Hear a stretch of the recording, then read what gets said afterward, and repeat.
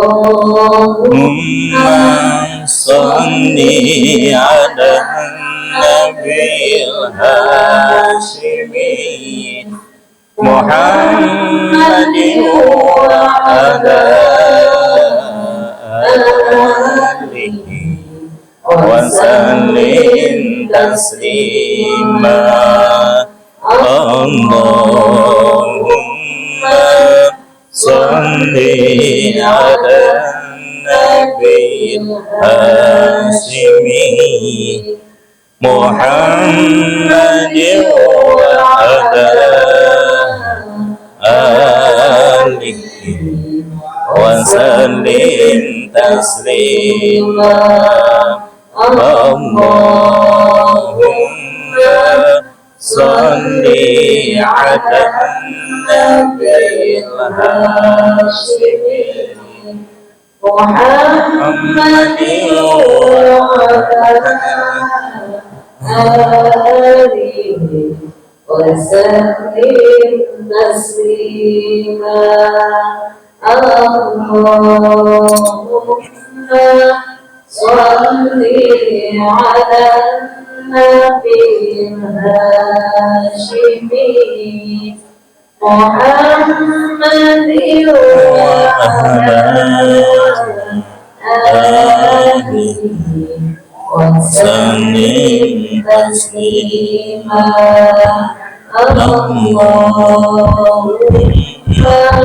صل على النبي الهاشمي محمد وعلى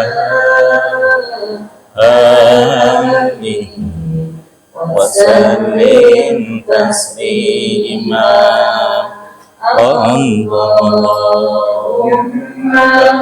صل على النبي الهاشمي محمد وعلى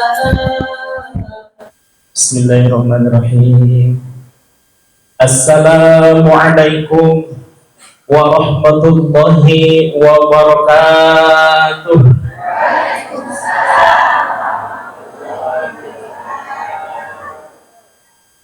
Bismillah, alhamdulillah, wassalatu wassalamu ala rasulillah wa ala alihi wa sahbihi wa mawalah. Ashhadu an la ilaha illallah wahdahu la syarika lah wa ashhadu anna muhammadan abduhu wa rasuluhu la nabiyya ba'dah. Faqad qala Allah ta'ala fil Qur'anil Karim, a'udzu billahi minasy syaithanir rajim, bismillahirrahmanirrahim, man yahdillahu fahuwal muhtad wa man yudlil falan tajida lahu waliyyan mursyida. Al-ayah, sadaqallahul azim. Ila hadratin Nabi Mustafa Muhammadin sallallahu alaihi wasallam wa ala alihi wa ashabihi wa azwajihi wa dhurriyyatihi wa ahli baitihi ajma'in wa jami'il muslimina wal muslimat wal mu'minina wal mu'minat al ahya'i minhum wal amwat min masyariqil ardi ila magharibiha wa min yaminiha ila shimaliha wa min qawfin ila qawfin min waladi adam ila yaumil qiyamah wa khususan ila hadrati musannifani hadanil kitabani Syekh Ibnu Athaillah As-Sakandari wa Syekh Nawawi Al-Bantani qaddasallahu sirrahuma wa nafa'ana bi ulumihima fid daraini syai'un lillahi lahumul fatihah. A'udzu billahi minasy syaithanir rajim. Bismillahirrahmanirrahim. Alhamdulillahi rabbil alamin arrahmanir rahim maliki yaumiddin إياك نعبد وإياك نستعين اهدنا الصراط المستقيم صراط الذين أنعمت عليهم غير المغضوب عليهم ولا الضالين رب اغفر لنا ولوالدينا وللمؤمنين آمين. Hadirin rahimahullah, mari kita sama-sama tawadhukan dan takhassukan hati kita, munajat kepada Allah Subhanahu wa taala agar senantiasa apa yang kita lakukan hari ini, apa yang kita niatkan hari ini, dan bahkan apa yang kita pikirkan hari ini, mudah-mudahan Allah senantiasa membimbing kita, menghantarkan kita ke dalam ridho dan rahmat Allah Subhanahu wa taala. Amin ya Allah ya Rabbal Alamin. Bismillahirrahmanirrahim. Bismillahirrahmanirrahim. Nawaitu an a'takifa fi hadzal masjid sunnatan lillahi ta'ala ilahi anta maqsudi waridhaka matlubi a'tini mahabbataka wa ma'rifataka. Al-Fatihah. A'udzu billahi minasyaitonir rajim. Bismillahirrahmanirrahim. Alhamdulillahi rabbil alamin. Ar-Rahmanir Rahim. Maliki yaumiddin. Iyyaka na'budu wa iyyaka nasta'in. Ihdinas siratal mustaqim. Siratal ladzina an'amta 'alaihim ghairil maghdubi 'alaihim waladdallin.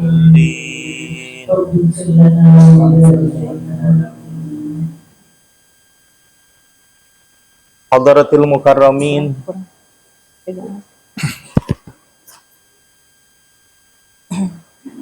hadratil kiram, para masyayikh, para sesepuh, para tokoh masyarakat, para hujaj, para muallimin, para DKM dari berbagai masjid, para ketua majelis taklim dari berbagai majalis, wabil khusus, terima kasih, wabil khusus al-mukarram wal muhtaram al-ustadz Agus Jaya, yang subhanallah betapa menyambut kehadiran majelis duha dengan begitu tulus dan ikhlas. Subhanallah, mudah-mudahan beliau beserta seluruh staf dan jajarannya senantiasa mendapatkan rahmah dan barokah dari Allah Subhanahu wa taala. Amin ya Allah ya Rabbal Alamin. Wabil khusus kepada ketua majelis taklim, yakni Al-Mukarramah Ibu Yati, yang subhanallah setiap malam Jumat selalu mengerahkan tetangga-tetangganya untuk hadir ke majelis taklim. Insya Allah mudah-mudahan selamanya majelis taklim Al-Muhajirin senantiasa mendapatkan limpahan rahmah dan barokah dari Allah Subhanahu wa taala. Amin ya Allah ya Rabbal Alamin.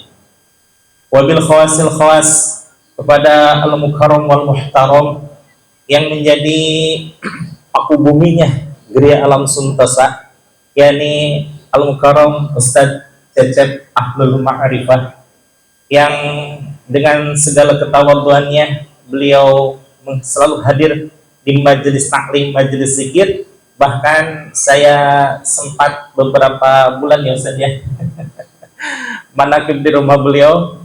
Insya Allah mudah-mudahan beliau beserta guru-guru dan juga keluarga dan jamaahnya senantiasa mendapatkan limpahan rahmah, barokah dan maghfirah dari Allah Subhanahu wa taala. Amin ya Allah ya Rabbal Alamin. Sebenarnya saya taklim di Al-Muhajirin ini sedikit bergetar, Ibu. Apa pasalnya? Karena belum juga melangkah pada masalah ma'rifah. Ternyata di sini sudah benar-benar ada ahlul ma'rifah yang benar-benar ahlul ma'rifah. Namun insya Allah hakul yakin berdasarkan hadis kangjeng Nabi Muhammad sallallahu alaihi wasallam, insya Allah kita semuanya dibangkitkan oleh Allah Subhanahu wa taala dalam keadaan aliman wa arifan, yang berilmu dan juga ma'rifah kepada Allah Subhanahu wa taala. Apa pasalnya? Rasulullah sallallahu alaihi wasallam bersabda, "Man mata fi talabil ilmi." Barang siapa yang meninggal di saat sedang mencari ilmu, bukan hanya santri, bukan hanya mahasiswa, bukan hanya siswa, tapi setiap umat Rasulullah sallallahu alaihi wasallam yang di dalam qalbunya bergetar rasa semangat untuk menghidupkan majelis-majelis taklim, memakmurkan majelis-majelis zikir, walaupun sudah bermasyarakat, walaupun katakanlah sepekan sekali hadir di majelis taklim, ada mingguan, ada rebuan, ada jumatan dan lain sebagainya, pas lagi semangat-semangatnya kita menemui ajal. Idza jaa ajaluhum la yastakhiruna sa'atan wa la yastaqdimun. Apabila ajal sudah datang, kata Allah, tidak bisa dimajukan maupun dimundurkan dalam sedetik pun. Maka subhanallah, suatu saat kita meninggal, man mata fi talabil ilmi, siapa orang yang meninggal di saat sedang mencari ilmu, fa arsalahullahu ala qabrihi, maka Allah akan mengirimkan ke kuburnya orang tersebut. Apa yang dikirimkan oleh Allah? Malakani, dua orang malaikat, yu'allimanihi, yang mengajarkan dua orang malaikat tersebut kepada orang yang baru meninggal tersebut ilmu ma'rifati, tentang ilmu ma'rifah. Kalau ibu belajar di sini agak kurang paham tentang ilmu ma'rifah, nanti di alam kubur nanti kita akan belajar ilmu ma'rifah. Sampai kapan katanya belajar ilmu ma'rifah? Hatta yaumal qiyamah. Subhanallah. Kita belajar SD berapa tahun, Bu? 6. SMP? SMA? Jadi 9 ya. Ditambah S1 4 tahun. Kamu 12 lah. Oh, 12 tahun. 12 tahun. S1 4 tahun, jadi S2 2 tahun, jadi S3 3 tahun, jadi 21. 21 aja tahun kita belajar, insya Allah mencapai gelar apa? Doktor. Subhanallah, baru 21 tahun itu ya. Kalau nanti kita diajarkan oleh malaikat, dua malaikat, ilmunya tidak macam-macam, hanya satu jenis, yaitu ilmu ma'rifah. Sampai kapan katanya? Hatta yaumal qiyamati, sampai yaumal qiyamah. Wa ba'athallahu fi qabrihi, dan dibangkitkan dari alam kuburnya dalam keadaan aliman wa arifan, orang yang sangat berilmu dan orang yang sangat ma'rifah kepada Allah Subhanahu wa taala. Alhamdulillah. Maka ibu hadirin jamaah sekalian, jangan putus-putus semangat kita dalam mencari ilmu, jangan putus-putus dalam memakmurkan masjid, majelis taklim dan majelis zikir, insya Allah. Alhamdulillah. Ini menangkan Al-Mukarram Ustaz Cecep betapa lama.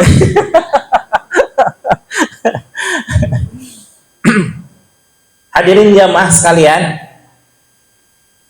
nanam mengkudu di lahan subur, lahan gembur karena dicangkul. Kalau kalbu kita ingin ridho dan tawaduk selalu, maka belum cintailah Allah dan cintai Rasul. Ibu bapak kenapa tahu banget semuanya ya? Alhamdulillah. Ibu hadirin jamaah sekalian, Boneka Marsha. Kenapa cinta Allah dan cinta Rasul kita kedepankan? Karena memang tidak ada sesuatu yang paling istimewa kalau seandainya segala ibadah kita diniatkan karena Allah. Karena Allahnya ada dilandasi dengan rasa cinta. Cinta kepada Allah, cinta kepada Rasulullah Shallallahu Alaihi Wasallam. Bahkan kata Tuan Syekh Imam Al-Ghazali bahwa cinta kepada Rasulullah Shallallahu Alaihi Wasallam itu adalah cinta menuju cintanya Allah Subhanahu Wa Taala. Tidak mungkin kita bisa ujug-ujug langsung mencintai Allah tanpa cinta melalui Rasulullah Shallallahu Alaihi Wasallam. Ma'araftu Rabbi illa, istilah titik-titik di bawah ini. Ma'araftu Rabbi illa bimurabbi. Tidaklah mungkin aku mengetahui Allah kecuali melalui guru. Guruku, guru kita semuanya. Yang paling utama siapa? Nggak ada yang jawab ini. Guru kita yang paling utama siapa? Rasulullah. Baru sampai Rasulullah, Rasulullah Shallallahu Alaihi Wasallam ya. Sekali lagi, guru utama kita semuanya adalah Rasulullah Shallallahu Alaihi Wasallam. Rasul memiliki sahabat meninggal semuanya, dilanjutkan perjuangan dan dakwahnya oleh para tabi'in. Para tabi'in mengajarkan kepada khalayak ramai sampai tiba ajalnya, maka dilanjutkan oleh tabi'ut tabi'in. Para tabi'ut tabi'in yang termasuk ulama salafin semuanya pada meninggal karena sudah ajalnya, kemudian dilanjutkan dakwah dan pengajarannya oleh ulama khalafin atau ulama yang meninggal setelah 200 tahun meninggalnya Rasulullah Shallallahu Alaihi Wasallam. Dan ulama khalafin dilanjutkan oleh ulama kontemporer.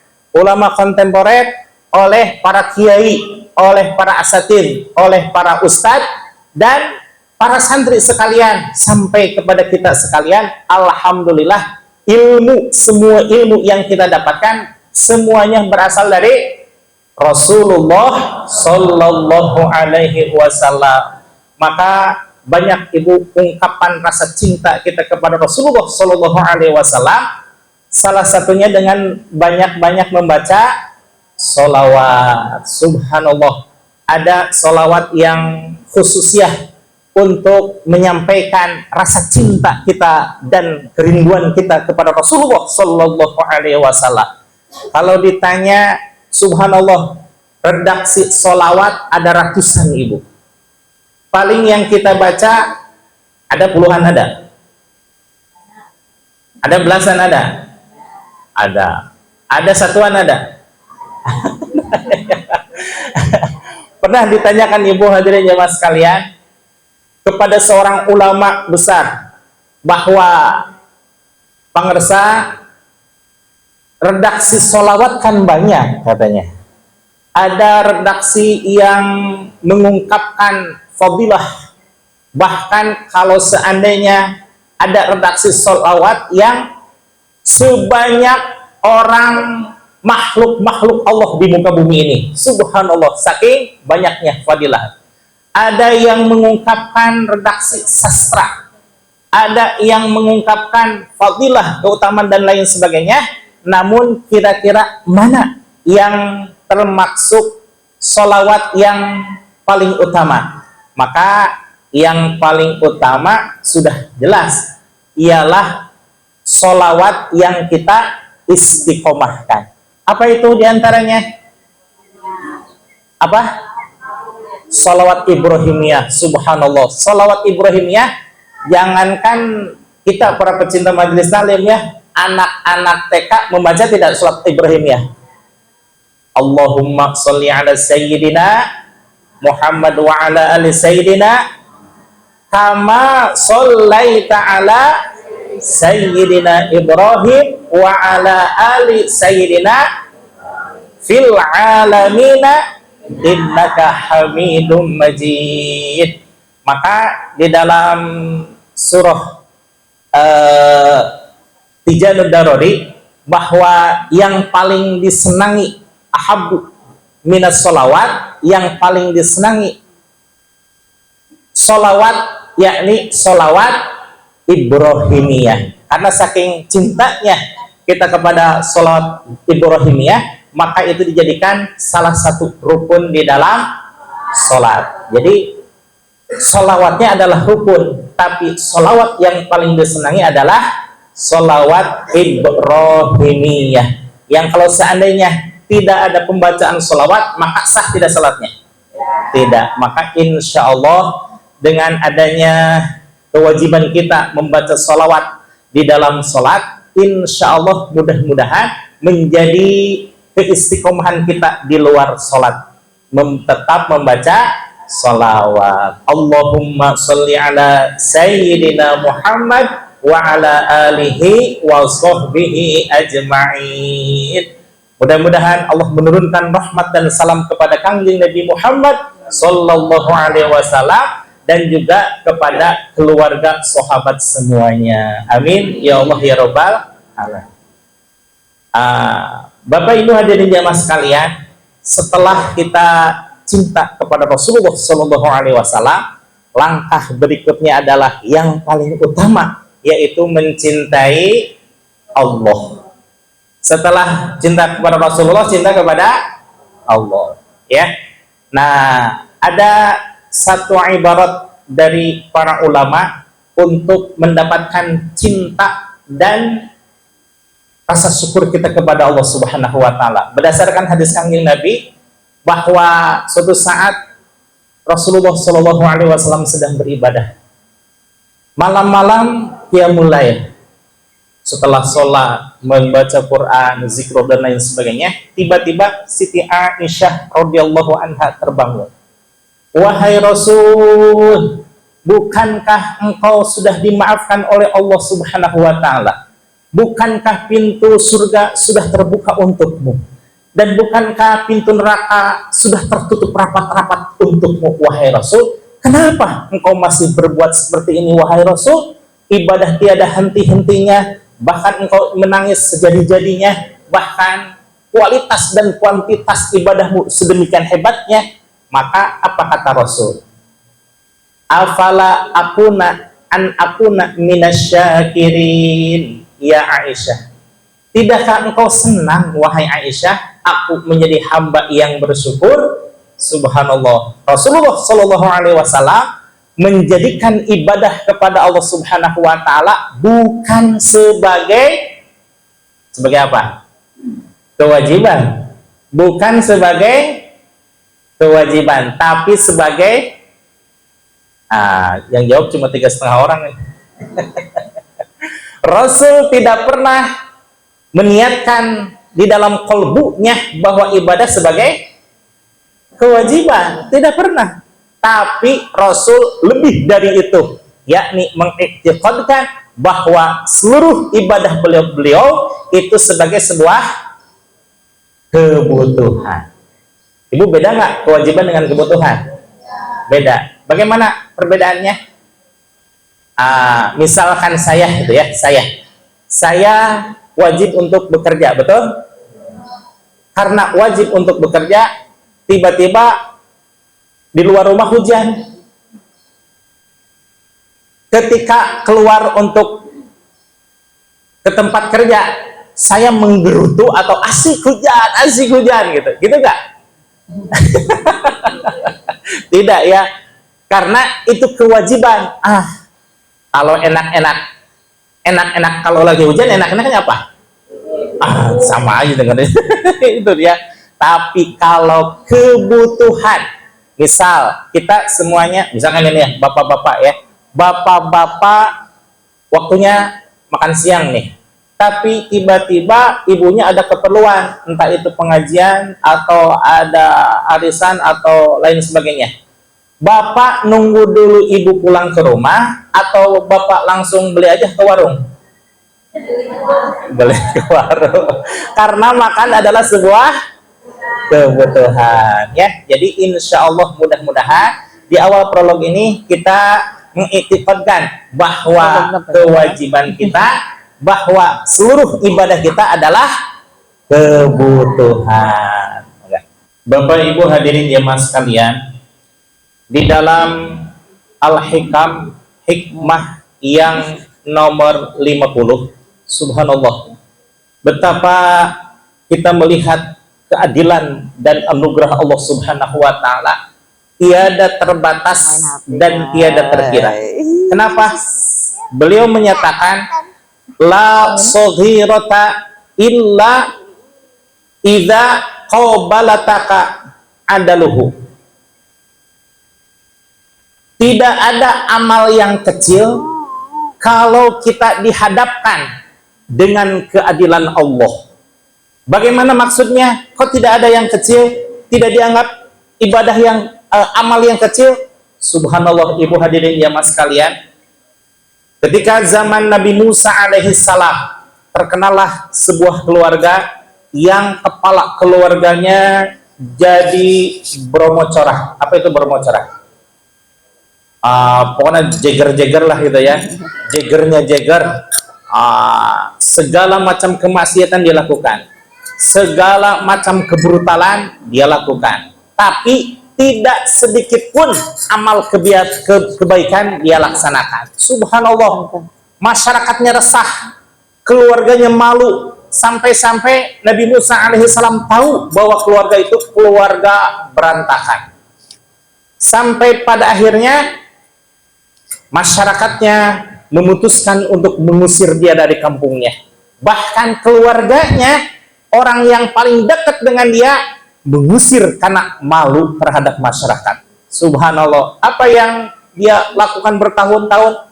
Atau maksiat ya, bertahun-tahun tiada hari tanpa maksiat, tiada hari tanpa mengingat Allah Subhanahu wa taala. Pokoknya seluruh kehidupannya 99,99999% itu adalah kejahatan.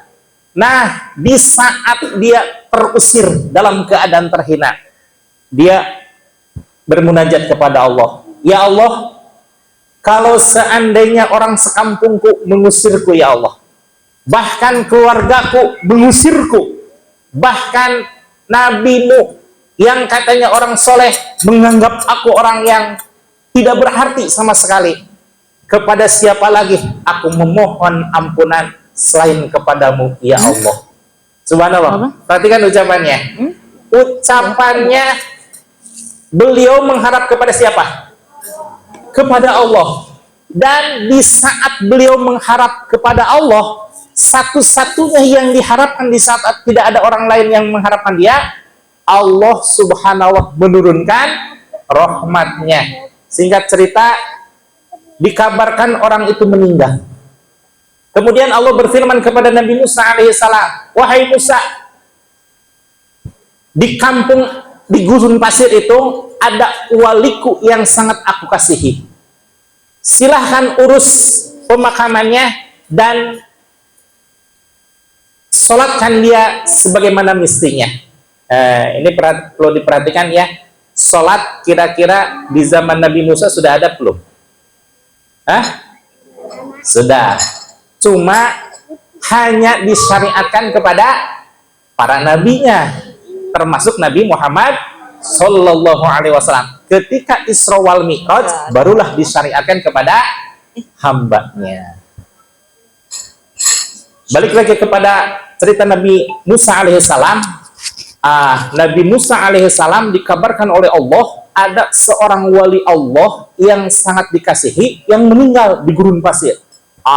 Karena itu adalah perintah Allah, dengan sangat terburu-buru Nabi Musa alaihissalam hendak memuliakan jenazahnya tersebut.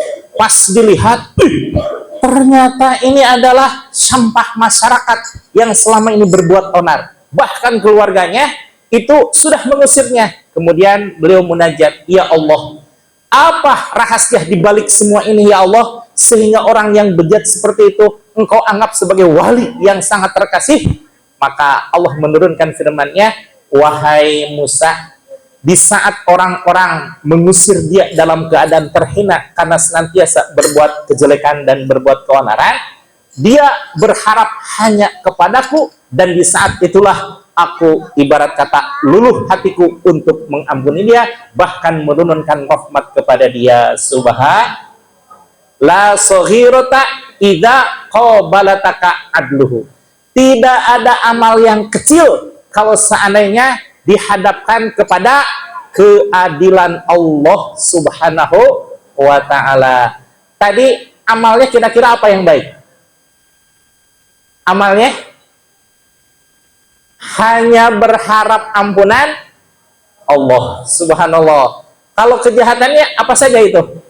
Apa saja dari PH penjajahan Z saja banyak gitu ya. Subhanallah, tidak ada amal yang kecil bagi Allah kalau seandainya dihadapkan dengan kemahaadilan Allah Subhanahu. Ada lagi satu kisah yang menyatakan ada seorang, sama ini jegernya Mas Jeger, ada seorang jeger bahkan pembunuh yang sudah membunuh 99 orang. Saat itu hatinya ingin bertobat, bosan cenah ngabunuh we jelema katanya. Datanglah kepada pemuka agama lain. Wahai Tuan, saya ingin bertobat. Katanya karena dia non muslim. Baik, mudah-mudahan Tuhan akan mengampuni. Lalu dosa apa yang telah engkau lakukan? Saya dosanya banyak banget. Wahai Tuhan, saya telah membunuh 99 orang. Wah, kamu tidak akan pernah diampuni oleh Tuhanmu. Karena marah itu si pembunuh, akhirnya ditusuklah itu si pemuka agama. Jadi genaplah dia membunuh 100 orang. Kemudian datanglah kepada ulama Islam yang dengan penuh kelembutan, ulama itu menyatakan, insya Allah Allah akan mengampunimu selama engkau bertobat secara taubatan nasuha. Maka dia betul-betul menyesali perbuatannya, kemudian berjanji tidak akan pernah mengulanginya lagi dan akan mengazamkan diri untuk mendekatkan diri kepada Allah. Cuma saran sang ulama tersebut adalah, karena ini engkau akan berhijrah, sebaiknya engkau menghindari tempat yang dimana di situ terjadi kemaksiatan yang pernah engkau lakukan. Kemudian menujulah kepada tempat yang baik. Tempat yang baik mana? Sudah pasti Makkah Al-Mukarramah sambil engkau berhaji. Kemudian dia berjalan menuju ke Mekah untuk melaksanakan haji, bertobatlah gitu ya, untuk bertobat kepada Allah Subhanahu wa ta'ala. Di pertengahan jalan, subhanallah, takdir Allah lain. Maksud hati ingin bertobat kepada Allah melalui Ka'bah Al-Mukarramah dan para ulama yang ada di sana, tapi di pertengahan jalan dia meninggal. Kemudian ibarat kata malaikat rahmat dan malaikat azab berebut. Ini milik saya, akan saya gendir kepalanya, kata malaikat azab. Ini milik saya, rahmat, dia sedang menuju ke Mekah. Akhirnya diukurlah jarak antara rumah dengan Mekah Al-Mukarramah. Ternyata beberapa meter lebih mengarah kepada arah Ka'bah. Subhanallah. Dia sudah bertobat belum? Sudah mengamalkan kebaikan-kebaikan belum? Belum, hanya bertobat saja ya. Ibarat kata kita menghadapi bulan puasa. Senang nggak kita menghadapi bulan puasa? Senang. Sudah berpuasanya belum? Belum. Tapi subhanallah, orang yang bahagia dengan kedatangan bulan Ramadan, maka akan diberikan kebaikan oleh Allah Subhanahu wa ta'ala berupa terbebas dari api. Subhanallah. Padahal sudah mengamalkan puasanya belum? Sudah sahurnya belum? Sudah tarawehnya belum? Cuma apa aja? Cuma senengnya aja. Subhanallah ya. Dua orang ini pun hanya sekedar menyesal, bertaubat nasuha, dan taubatnya kepada Allah benar-benar akan dilaksanakan, sementara kebaikan-kebaikannya belum terlaksana. Tapi Allah dengan segala kemahaadilannya mengangkat derajat orang tersebut sehingga masuk ke dalam jajaran orang-orang yang dikasihi oleh Allah Subhanallah. Kemudian dibalik semua itu ada lagi yang dikalamkan oleh Syekh Ibnu Athaillah As-Sakandari. Apa itu katanya? Wala kabirota dan tidak ada amal yang besar idza wajahaka fadluhu, apabila dihadapkan dengan anugerah Allah Subhanahu wa taala. Masih di zaman Nabi Musa alaihissalam, ibu hadirin jamaah sekalian, dikisahkan bahwa salah satu umat Nabi Musa alaihissalam usianya panjang-panjang. Nabi Musa aja usianya berapa tahun? Nabi Musa usianya berapa tahun? Yang hafal hanya Nabi Adam saja ya? Nabi Adam berapa tahun? Belum tahu juga ya. 1000 tahun. Kalau Nabi Musa alaihissalam 900 tahun. Kalau Nabi Nuh 850 tahun. Subhanallah. Ini kisahnya tentang umatnya Nabi Musa alaihissalam. Umatnya Nabi Musa alaihissalam ada yang berusia 400 tahun.